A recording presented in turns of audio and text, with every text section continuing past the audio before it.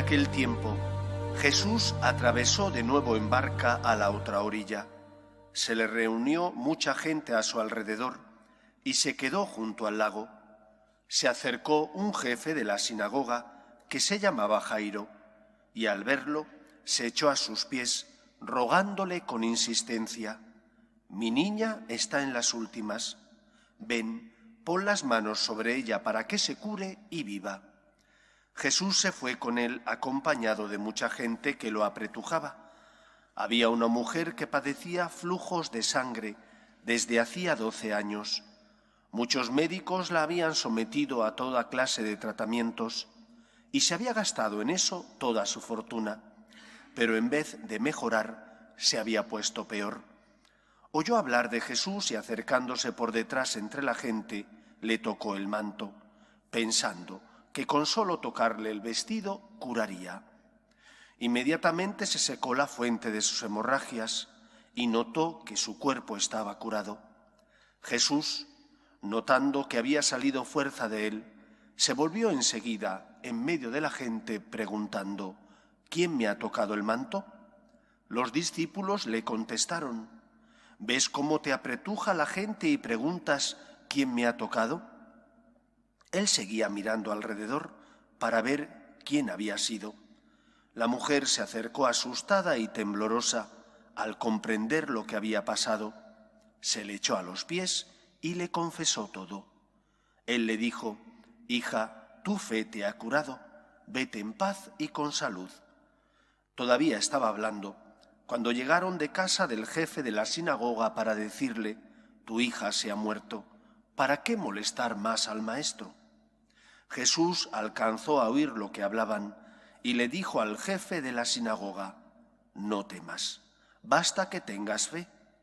No permitió que lo acompañara nadie más que Santiago, Pedro y Juan, el hermano de Santiago. Llegaron a casa del jefe de la sinagoga y encontró el alboroto de los que lloraban y se lamentaban a gritos. Entró y les dijo: «¿Qué estrépito y qué lloros son estos? La niña no está muerta, está dormida». Se reían de él, pero él los echó fuera a todos y con el padre y la madre de la niña y sus acompañantes entró donde estaba la niña, la cogió de la mano y le dijo: «Talita cumi», que significa: «Contigo hablo, niña, levántate». La niña se puso en pie inmediatamente y echó a andar. Tenía 12 años y se quedaron viendo visiones. Les insistió en que nadie se enterase y les dijo que dieran de comer a la niña. Palabra del Señor. Gloria a ti, Señor Jesús. Los enemigos de la fe. ¿Cuáles son esos enemigos de la fe? En primer lugar, como nos narra la Escritura y nos enseña la antropología cristiana, el principal y mayor enemigo de la fe es la soberbia, que es el pecado de nuestros primeros padres. Adán y Eva querían ser como dioses, quisieron ser aquellos que decidieran qué está bien y qué está mal, y debido a ese pecado de soberbia se rebelan contra Dios. Pero cada época de la historia de la humanidad tiene sus luces, sus sombras y sus señas de identidad.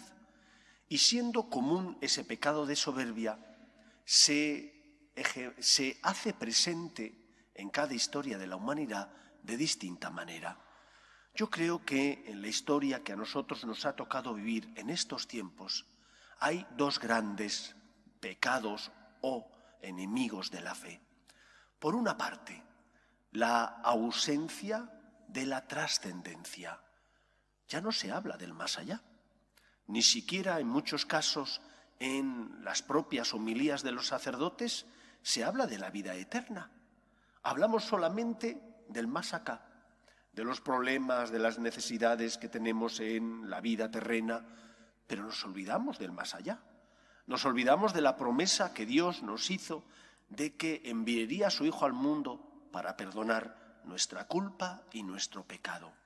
Ese es el primer enemigo de la fe en esta historia que nos ha tocado vivir en este tiempo. El segundo enemigo junto con el sentido, o la ausencia, mejor dicho, de la trascendencia, el pecado de la inmediatez, que implica que lo queremos todo para allá, que implica que nos han enseñado a que con un clip contratas un seguro. Darte de baja es más difícil, pero contratar es muy seguro con un clip. Compras hoy en tal tienda, mañana te lo sirven e incluso te dicen a la hora lo que quieres. Y por lo tanto nos hemos acostumbrado a ser como dueños y señores de nuestro tiempo. En el fondo no es verdad, pero nos parece que es así. Y entonces cuando hablamos con Dios, cuando le pedimos a Dios algo, nos olvidamos de que nosotros no somos los señores, de que Dios con un clip no actúa a tu dictado, sino que la fe, que significa confianza en Dios, implica que tú tienes que confiar en aquel al que le pides, le suplicas que te ayude en algo en lo que tienes necesidad. Pero que Dios no es tu siervo, que Dios no es alguien a quien contratas, que Dios no es aquel ser que tiene que hacer lo que tú quieres y tú estableces en un momento determinado, que no puede ser de hoy para mañana si el Señor no te lo concede, y que si no te lo ha concedido, tienes que confiar en Él. Dos, por tanto, enemigos de la fe en nuestra época. Por un lado, la ausencia de la trascendencia. ¿Cuántas veces pedimos y solo pedimos cosas materiales? Nos olvidamos de pedir bienes espirituales, la santidad, por ejemplo. ¿Y en cuántos momentos pedimos, pero pedimos mal? Porque pedimos con exigencia, pedimos queriendo obtenerlo ya, sin que haya confianza, eso es fe, en Dios nuestro Señor. Y cuando el Señor nos pide que perseveremos, nos impacientamos porque no nos lo concede cuando nosotros queremos. En el fondo, son raíces que eclosionan en el pecado de la soberbia y que por lo tanto impiden que Dios ocupe el lugar que exige en nuestro corazón.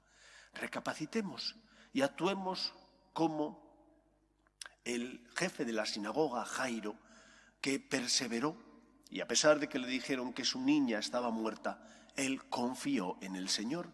Y actuemos como la mujer que sufría flujos de sangre, que a pesar de que le pudieran criticar, ella se esforzó porque quería la curación, porque confiaba en el Señor.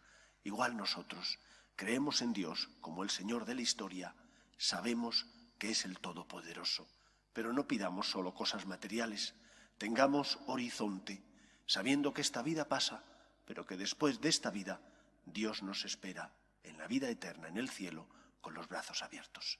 Que el Señor nos ayude.